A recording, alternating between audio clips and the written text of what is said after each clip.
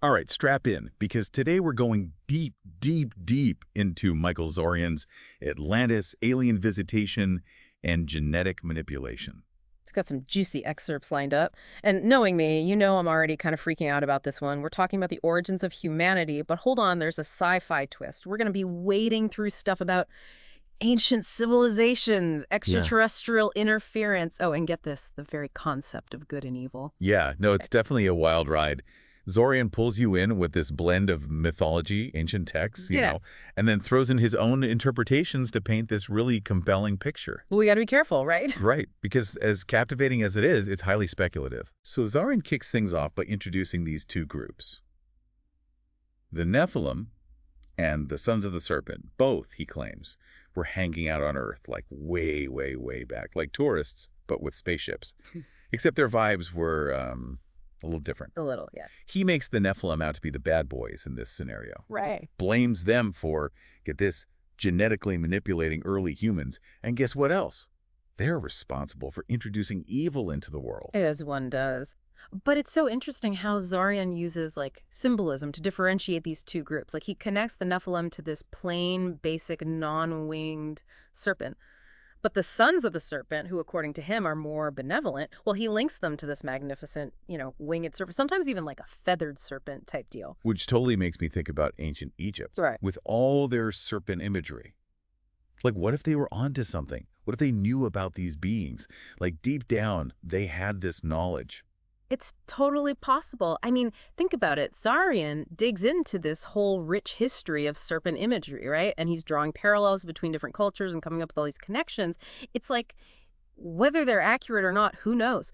But the symbolism is like undeniably powerful. I mean, the humans have been fascinated by serpents for ages. Okay, but brace yourselves, folks, because then Zarian hits us with Atlantis. You had me at Atlantis, by the way. Of course. But anyway, Zarian links the destruction of this super advanced civilization Atlantis, you guys, directly to the Nephilim. Bold move. Oh, but wait, there's more. He brings up this theoretical planet, Tiamat, the one some people think hung out between Mars and Jupiter. Well, he claims that the Nephilim's enemies destroyed it. Yeah.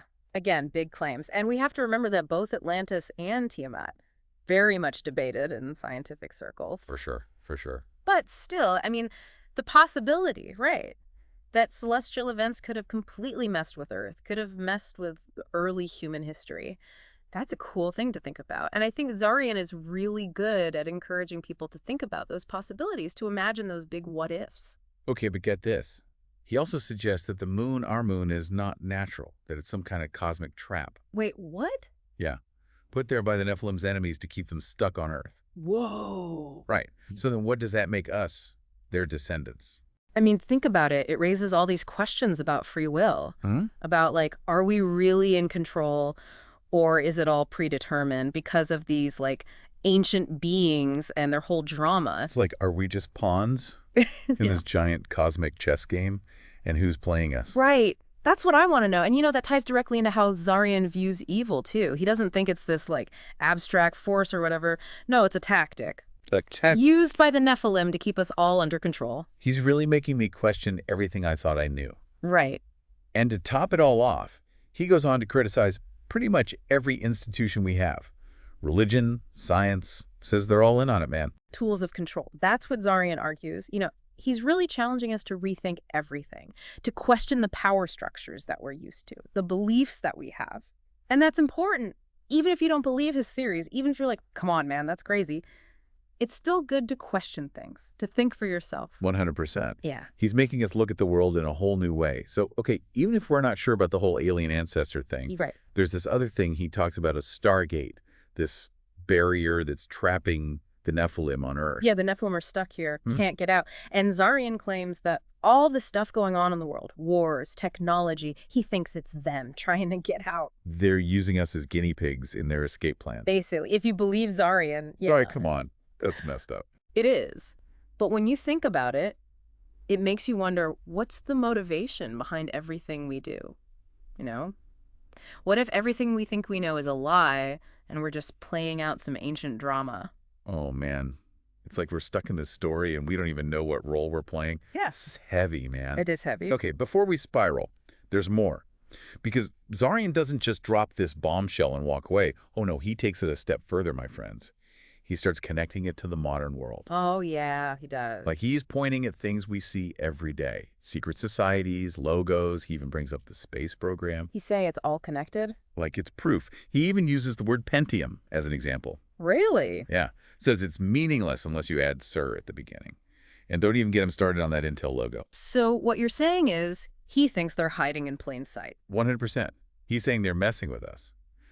But, like, is he right? I gotta ask, is this legit or is Tsarion reaching a little? I mean, that's what makes this so fascinating, right? It's up to each of us to decide, to weigh the evidence, to see what resonates with us, to be skeptical, to be open-minded. But, regardless of whether you believe Tsarion or not, you have to admire the way he makes you think. He makes you question. He makes you want to dig deeper. Absolutely. To think about things in a completely different light. So I guess the question is, are you ready to question everything? Because Tsarion is challenging you to do just that. We're going deep on this one, folks. But we've only just begun to scratch the surface here. We still need to unpack exactly how Tsarion believes this alleged manipulation actually worked. Oh, yeah. The nuts and bolts of it all. Like, did they have tiny little alien tools for splicing our DNA? What's the deal? Buckle up, because next time we're going even deeper. So last time, we were about to dive into the whole genetic manipulation side of Tsarion's theory. Right.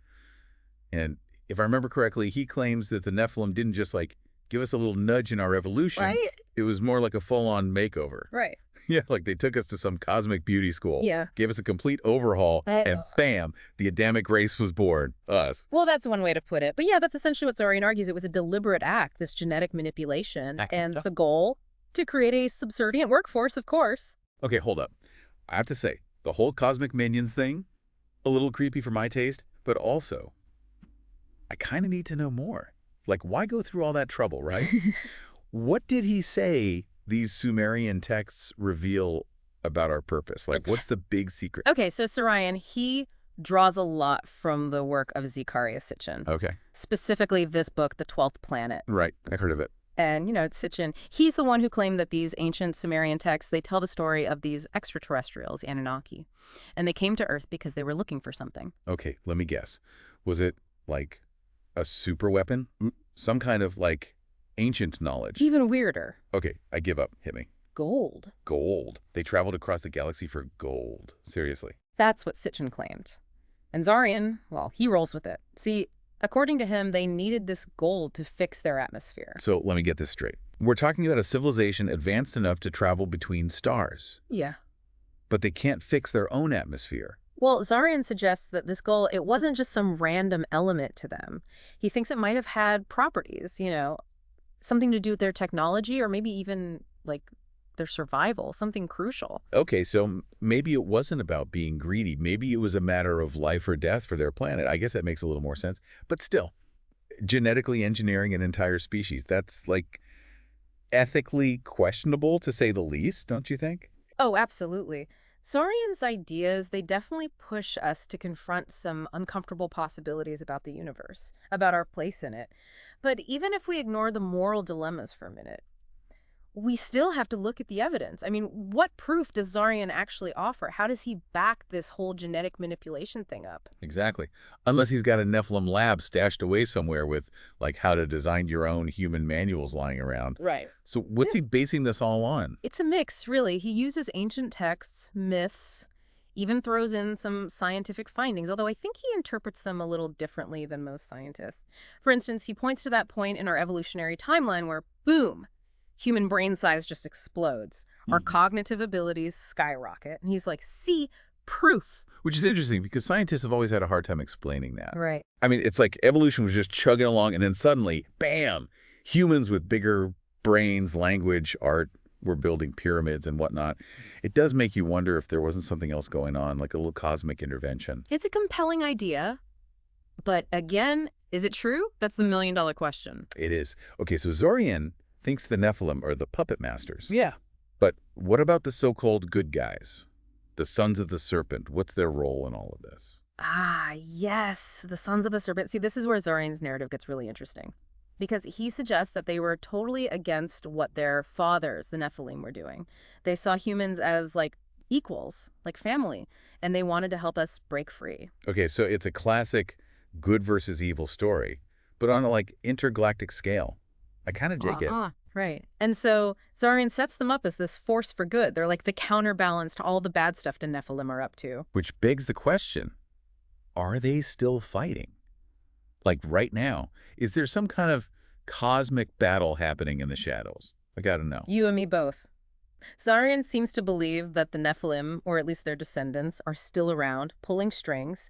He calls them the macrobes. The macrobes. Okay, that name, super creepy. I know, right? It's like something out of a horror movie, but what are they doing? Like, what do they want? Zarian claims they never really left. He thinks they're behind all the chaos in the world, wars, economic crashes, even the crazy stuff we see online. He's basically saying they're manipulating everything. Hold on. So not just cosmic puppet masters. Now they're like supervillains, too. I mean, at this point, are we even in control of our own lives? That's what's so unsettling about Zarian's work, right? It can make you feel really small, like none of it matters. But there's also this other side to it. Because Zarian, he does offer a glimmer of hope. He says that knowledge is power, and that by understanding what's really going on, we can start to fight back. Okay, sure, knowledge is power. But how do you fight something you can't even see? Something that's been playing us for thousands of years? That feels like a little out of my league? Right. But Zarian argues that it starts with awareness, by seeing the signs, by understanding the tactics, by recognizing the symbols they use to control us. So it's like cosmic self-defense for your mind. I can get behind that. But let's be real here for a second. Some of this, it sounds like a lot, like science fiction. You know what I mean? Oh, absolutely. So how do we know what to believe? Like, how much of Zarian's theory is based on, like, actual evidence, and how much is speculation? That's the question, isn't it? And it's a question we should always be asking ourselves when we're exploring these unconventional ideas. I mean, there's definitely historical research woven throughout Zarian's work, and he uses mythology, and then there's, like, his own personal insights. Okay, so we're back, and we're ready to tackle the million-dollar question. How does all this ancient astronaut stuff connect to our world today? You're telling me Zarian gets specific. Oh, yeah. He goes there, remembers those macrobes? The Nephilim's descendants? Yeah, those guys.